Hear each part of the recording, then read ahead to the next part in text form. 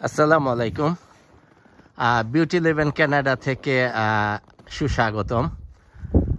আমার নাম বুরহান। আমি সাসকাচুয়ান প্রভিন্সের সাসকাটুন শহরে থাকি। এটা কানাডার একটা প্রদেশ।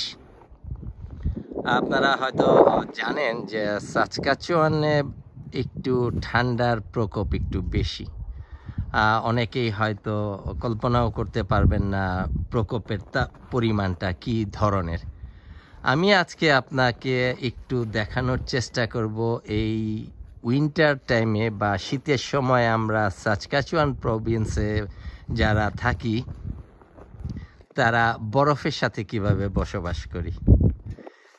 শুনতে একটু অবাক লাগবে, বরফের সাথে কিভাবে বসবাস। তো সেটাই আজকে আমি চেষ্টা করব আপনাদের সাথে কিছু শেয়ার করার জন্যে।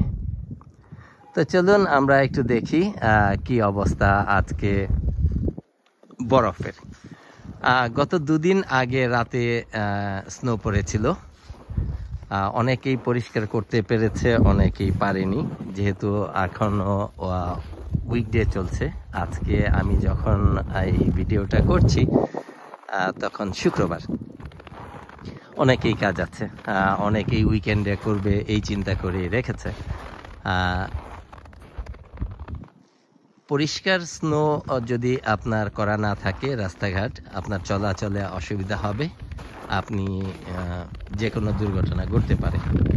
পাশাপাশি আপনি বরফের পরিমাণের যদি দেখেন, এখানে আমার হাঁটু পর্যন্ত বরফ হয়ে আছে। আপনি খেয়াল করে দেখবেন যে মাঝখানে একটু একটু ক্যানেলের মতো বা নালার মতো করে রাখা, পরিষ্কার করেছিল, কিন্তু এগুলো এখনো আবার ভরে গেছে স্নোতে। তো আমি আজকে আপনাদের একটু দেখাবো আপনাদের যে কিভাবে আমরা বরফ পরিষ্কার করি, কিভাবে যাতায়াতের জন্য ঘর থেকে বের হয়ে রাস্তা পর্যন্ত আসার জন্য কিভাবে আমরা সরু রাস্তা করে উপযোগী করে রাখি। আপনি পাশাপাশি দেখবেন প্রতিটা বাড়ি একদম বরফে আচ্ছাদিত। পুরো শহর জুড়ে অথবা পুরো প্রভিন্সের যে কোনো জায়গাতে লাইক সেম আপনি দেখতে পাবেন। এর মাঝখানে বরফ ঢাকা থাকে, আচ্ছাদিত থাকে আপনার গাড়িগুলো। অনেকেই হয়তো গাড়ি বের করার প্রয়োজন করেনি বিদায় এই বরফের মধ্যে গাড়িগুলো থাকছে। এর মাঝখানে কেউ কেউ ব্লক হিটার দিয়ে গাড়িটা গরম করে রাখে, আবার কারো দরকার না পড়লে ওই অবস্থাতেই থাকে।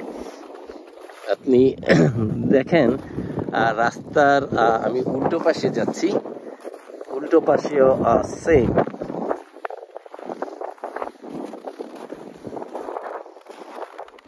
সবাই রাস্তার মাঝখান থেকে ঘরে ঢোকার রাস্তাটা একটু পরিষ্কার করে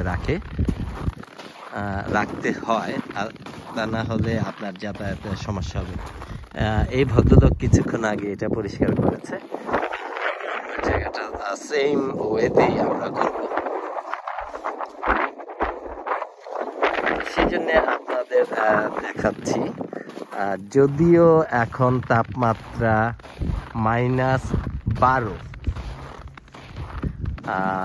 হিমাঙ্কের নিচে এখন -12, বাট এটার তাপমাত্রা অনুভব করছি -21 মতো।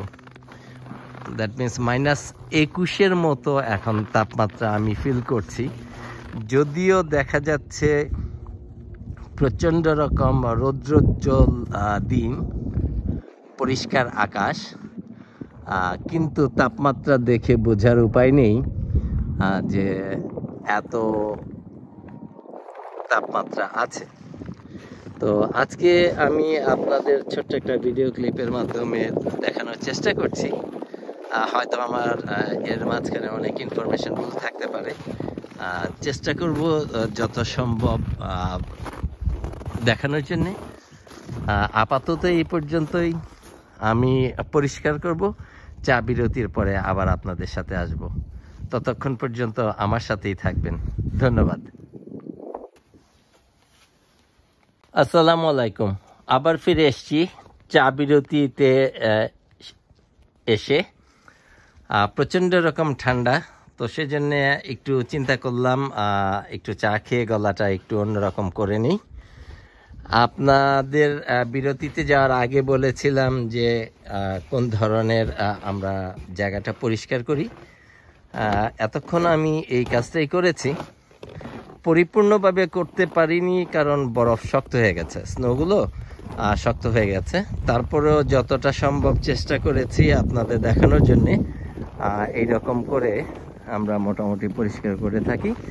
যার যার বাড়ির সামনের অংশ, সাইড ওয়ার্কটা সবাই এইভাবে পরিষ্কার করে রাখে যেন পা পিছলে অথবা কোনো দুর্ঘটনা না ঘটে। তো আমরা চেষ্টা করছি এইভাবে থাকার জন্যে।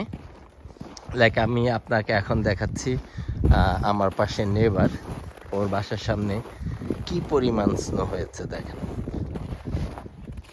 তো বরফের সঙ্গে বসবাস, সেজন্যই প্রথমে আপনাকে বলেছিলাম, আপনাদের বলেছিলাম যে আমরা কিভাবে থাকি, কিভাবে চলি, কিভাবে আমরা আমাদের জীবনযাত্রার অংশগুলো আমরা করে। আপনাদের আরেকটা কথা বলে রাখি, বাহিরে যখন গাড়িগুলো থাকে এরকম বরফ হয়ে যায়, তো যারাই গাড়ি চালায় তাদের সামনের উইন্ডশিল্ড থেকে বরফ এভাবে পরিষ্কার করে তারপরে চালাতে হয়। আদারওয়াইজ এটা সম্ভব না এইরকম বরফ নিয়ে রাস্তা গাড়ি চালানো, কারণ বরফ সামনের গ্লাসে পুরোটাই আচ্ছাদিত এমনভাবে থাকে, শক্ত হয়ে থাকে। আপনি দেখছেন এক ভদ্রলোক, উনি আমার নেবার, উনি ওনার গাড়ির উইন্ডশিল্ড পরিষ্কার করছেন এবং ঠিক এই সময়ে সে গাড়িটা স্টার্ট দিয়ে রেখেছে যেন ভেতর থেকে গ্লাসটা একটু পরিষ্কার হয়ে যায়। তো আপাতত এই পর্যন্তই, আপনাদের আবার দেখা হবে কোনো এক সময়ে। ততদিন পর্যন্ত ভালো থাকেন, সুস্থ থাকেন, ধন্যবাদ।